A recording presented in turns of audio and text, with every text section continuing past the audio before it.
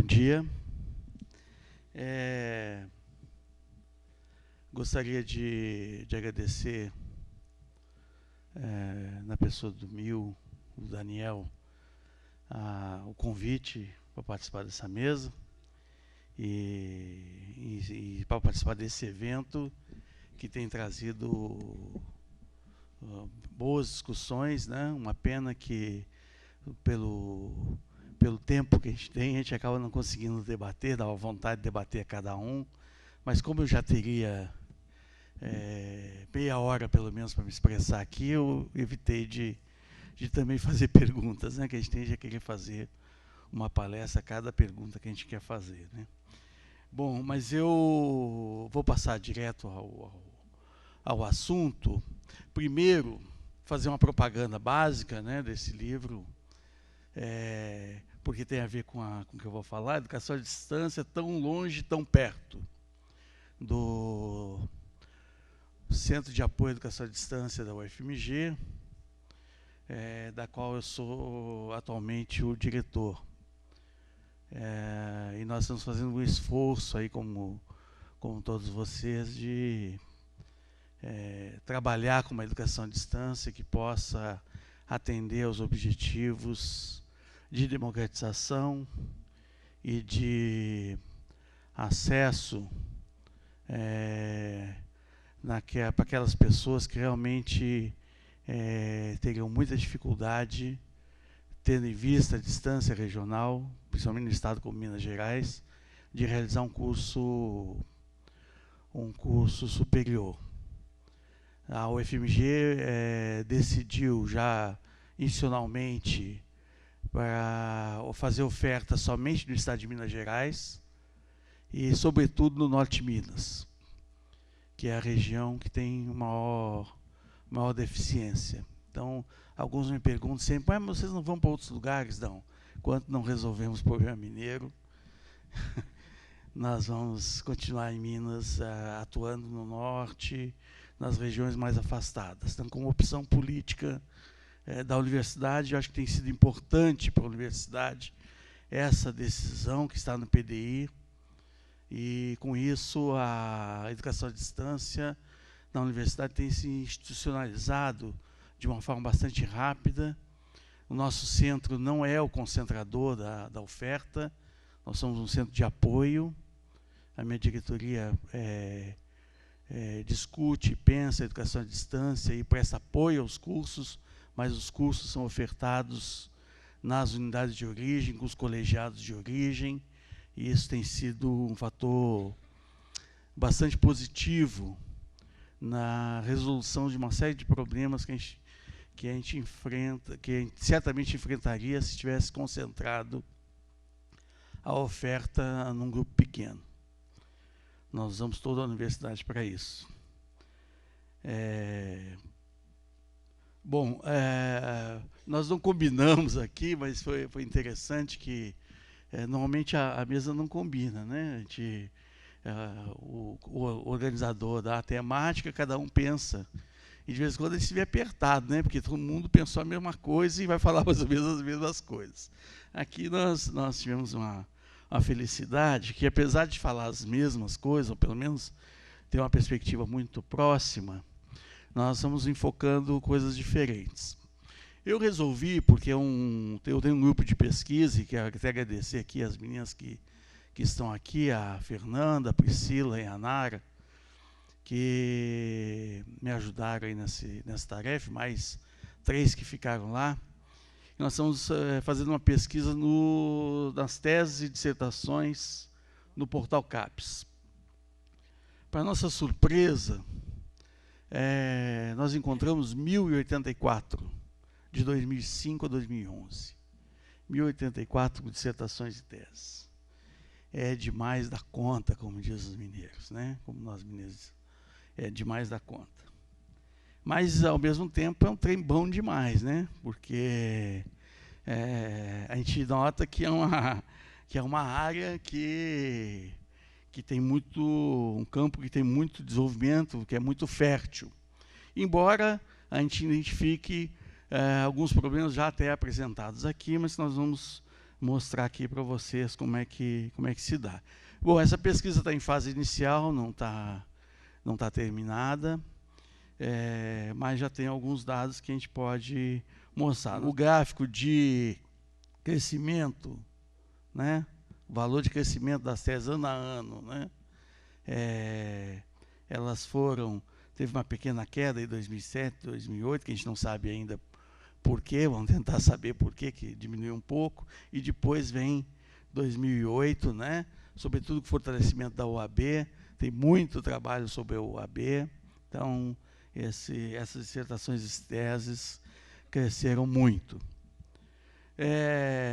Ela se divide entre rede pública e privada, quer dizer, aí tem uma parcela, 31%, 30 e poucos por cento, de programas da iniciativa privada, universidades privadas, mas a sua grande maioria, quase 70%, nas universidades públicas. Bom, esse levantamento, só para vocês terem uma ideia, nós pegamos algumas palavras-chave, não colocamos muitas, porque nós percebemos que aumentando as palavras-chave, nós ficaríamos com um número muito grande de trabalhos, maior do que a gente daria conta. E, no fim, então, nós consideramos 1.084 dissertações e teses que têm essas palavras-chave: educação à distância, EAD, educação virtual, e-learning, educação online, Universidade Aberta do Brasil. Como eu disse, uma grande parte sobre a Universidade Aberta do Brasil. E fomos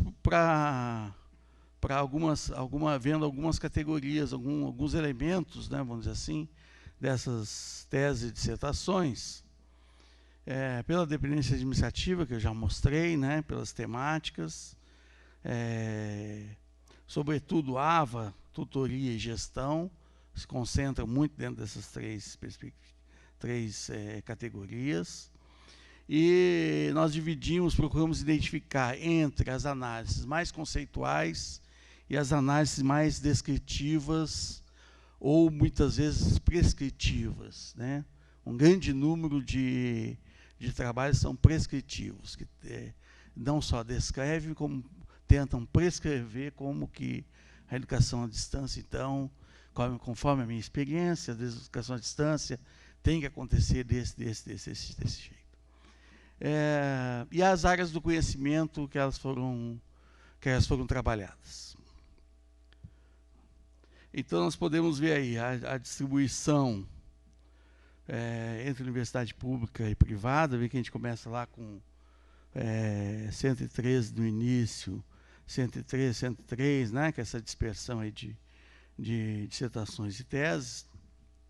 E o que eu vou parar aqui um pouquinho mais por conta das áreas. Nós não pesquisamos só na área de educação, nós pesquisamos em todas as áreas.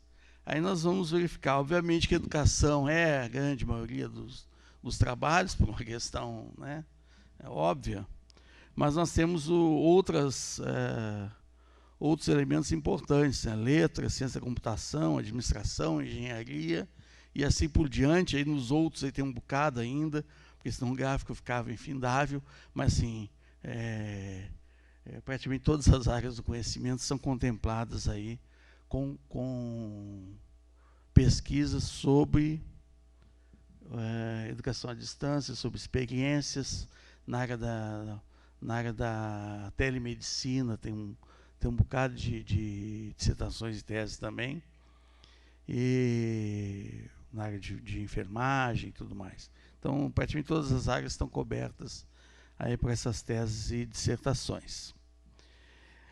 E no que me interessava mais nesse momento em perceber, e que era uma hipótese inicial e que me levou a iniciar essa pesquisa, era uma preocupação de que nós temos um excesso de textos com uma análise descritiva. Então, que corrobora com as pesquisas internacionais, né? Nós temos aí no mestrado 2%, apenas 2% desses todos aí tem uma análise conceitual, e no doutorado um pouco menos de 2%. Até eu achei curioso, porque eu imaginava que no doutorado, né, fosse mais. Mas, enfim, isso do total, né? Presta atenção que o total soma 100, né? Então, você tem aí 75% de mestrado e 20 e poucos do conjunto, 1,7, né? Se fosse só do doutorado, seria mais, obviamente.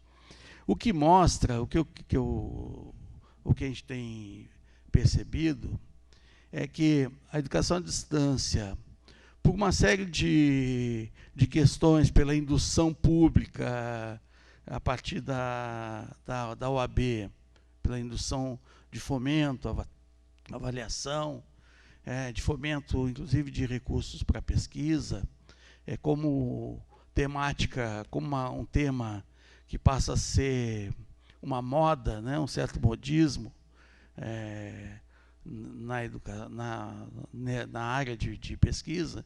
Então, a gente acaba encontrando um elevado número de pessoas preocupadas com essas questões.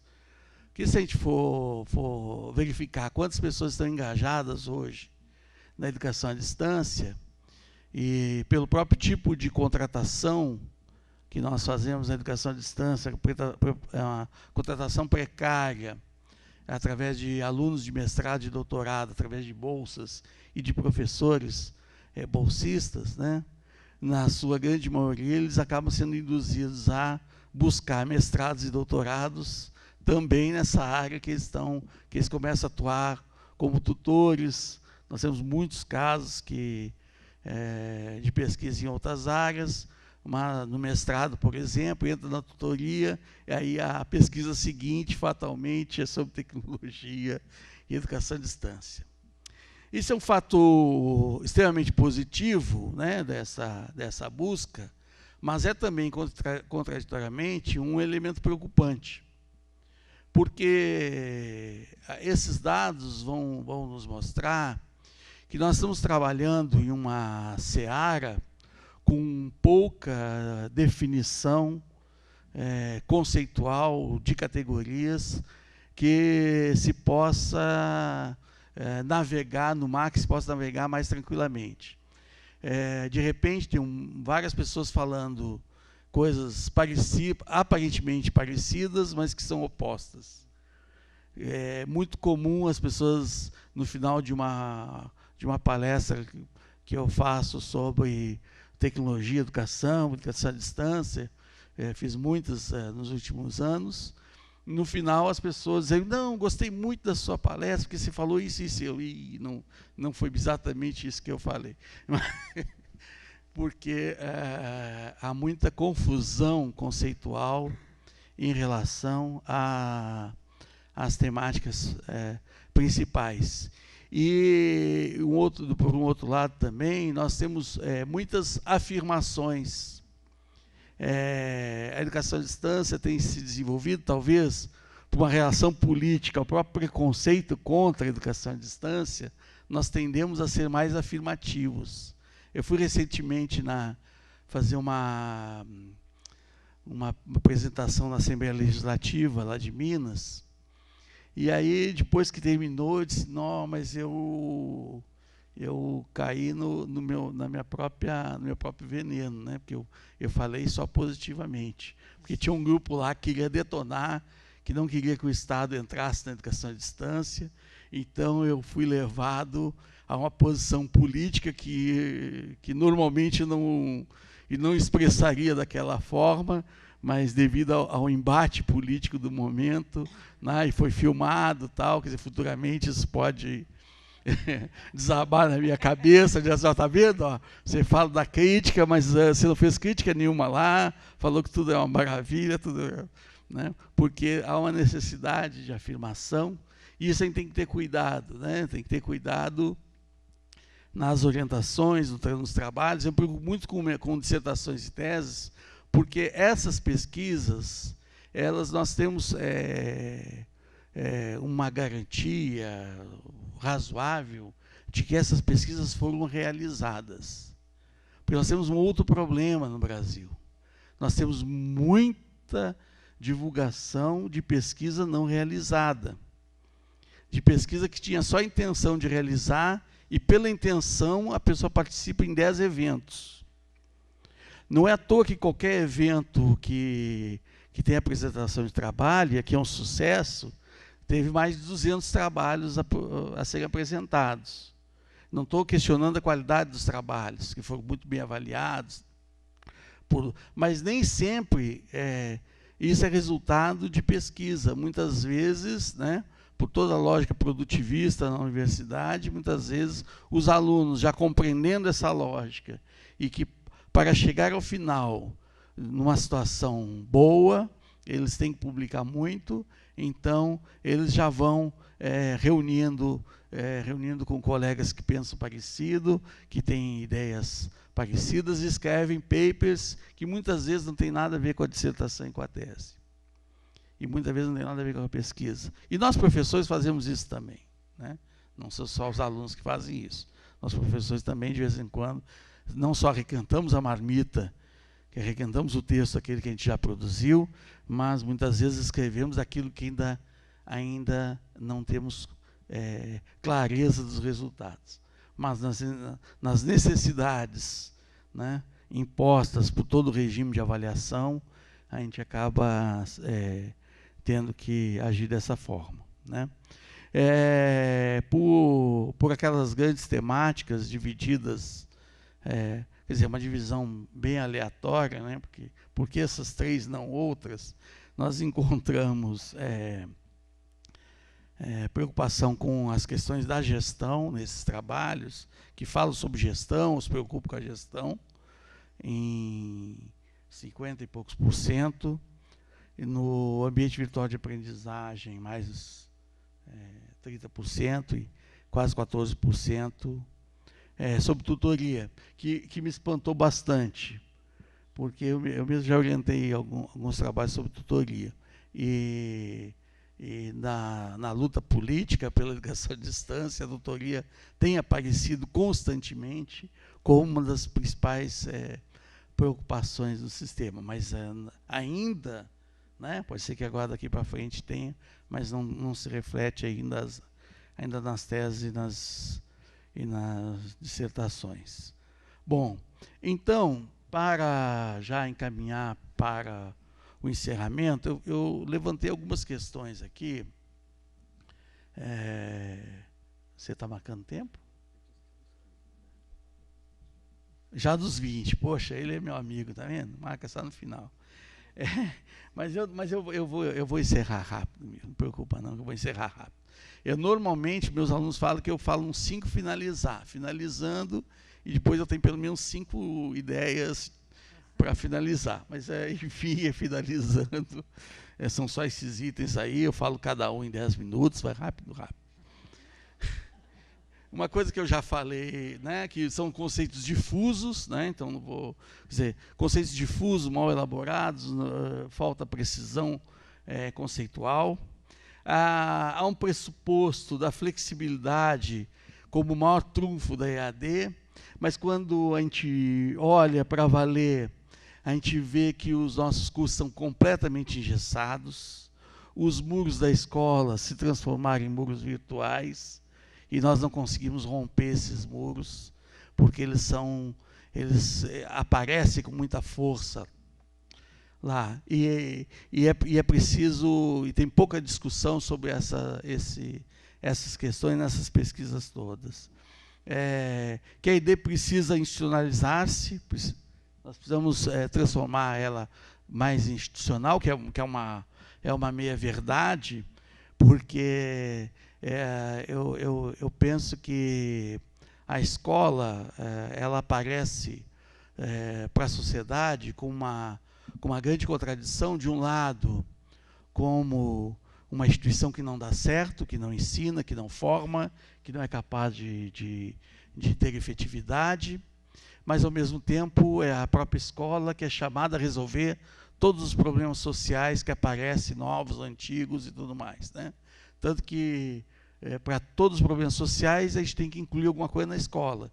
Você tem problema de sexo, sexo na escola, do trânsito, trânsito na escola, problema do campo, campo na escola, tudo, homofobia, homofobia na escola, tudo vem para a escola. E é preciso, para que a escola possa cumprir o seu papel, é preciso que a escola, do ponto de vista do ensino presencial mesmo, 3 minutos. Poxa, passei de 15 para 3, assim, tão rápido. É preciso romper com os muros da escola. Não só, porque se a gente não romper com os muros da escola, na distância, nós também não vamos romper. É preciso que a escola quebre suas paredes e ela se abra para um ensino que possa ser permeado e mediado pelas tecnologias que estão aí. Né? Não dá para pensar mais o ensino como um ensino que vai ser realizado entre 4 paredes. Pode até eventualmente ser realizado alguma coisa entre 4 paredes, mas é preciso abrir essas fronteiras da escola. É preciso que ela deixe de ser uma instituição total para ser uma instituição aberta, né, com uma educação aberta com a sociedade. Então, isso a gente precisa pesquisar sobre as possibilidades, a partir de referências conceituais mais claras, sobre essa possibilidade. O custo da EAD é menor. Bom, nós sabemos que para fazer uma EAD decente, empiricamente, nós vemos que o custo é grande. Mas, infelizmente, nós não identificamos nenhum trabalho desses todos que discutem efetivamente qual é o custo de uma boa educação à distância. Quer dizer, nós falamos, mas nós não encontramos estudos sobre essa questão. Que as taxas de evasão são elevadas também é muito complicado. Eu tenho cursos de educação à distância, como a Escola de Gestores, quem tem alguns colegas aqui, que nós não temos mais do que 5% de desistência no curso todo. O curso é um sucesso e tem TCC de final de curso, que é o bicho, o cão chupando manga, mas chega no final e faz o TCC, em 2 anos, 90 e tantos % dos alunos terminam o curso. Né? Nós temos cursos de licenciatura em Química, que tem mais de 60% de evasão. Mas quando eu olho presencial, eu vejo que a licenciatura em Química também enxota os alunos do primeiro e do segundo semestre, já no ensino presencial de cara. Então, a gente tem que trabalhar melhor essa dimensão, para que a gente não caia nessa onda. Tem mais evasão mesmo, tal. Bom, depende muito das formas, né? Que as tecnologias facilitam o trabalho docente, também tem outro processo contraditório, né, que facilita, mas também dificulta, também intensifica. A gente tem que prestar atenção nessas questões, e as pesquisas, eu estou levantando isso porque as pesquisas não mostram, estou botando como questões porque as pesquisas mostram pouco essas dimensões. A ideia do ensino-aprendizagem, como a EAD fosse mais moderna, mais atual do que... Muitas vezes a EAD proposta é até um retrocesso do desenvolvimento pedagógico atual, né, porque é tão engessada. A mudança na qualidade espaço-tempo, que já foi trabalhada aqui, aumenta a produtividade do trabalho, né, que ela aumenta a produtividade do trabalho, mas intensifica também o trabalho, ela abre mais fronteiras, né, de trabalho, e processo de individualização. Esses são tratados, normalmente são tratados, mas mais na relação de que o aluno, como um benefício para o aluno, ele tem um atendimento individualizado. Mas, na realidade, ele está individualizado num processo que muitas vezes o deixa longe, né? Não traz ele para perto, né? Ainda é mais complicado, né? Porque se vê sozinho, solitário, né? E a solidão, como a gente forma muito, na maior parte da educação à distância, na UAB pelo menos, de formação de professores, a solidão, como o professor José Correia já publicou um livro em Portugal há muitos anos, Solidões e Solidariedades Docentes, a solidão é o que mais o professor já passa. Então, ele não precisa dessa carga, na formação dele. Ele precisa de um choque de solidariedade. Ele precisa compreender que a gente produz conhecimento do coletivo, que a gente produz a vida, que a gente produz a relação com as tecnologias, são nas relações sociais, e não simplesmente no isolamento da sua casa, com uma mediação com a máquina, né? É preciso que as pessoas estejam presentes cada vez mais na educação à distância, na educação como um todo. Já o Milton cara bravo lá, então vou encerrando. Muito obrigado.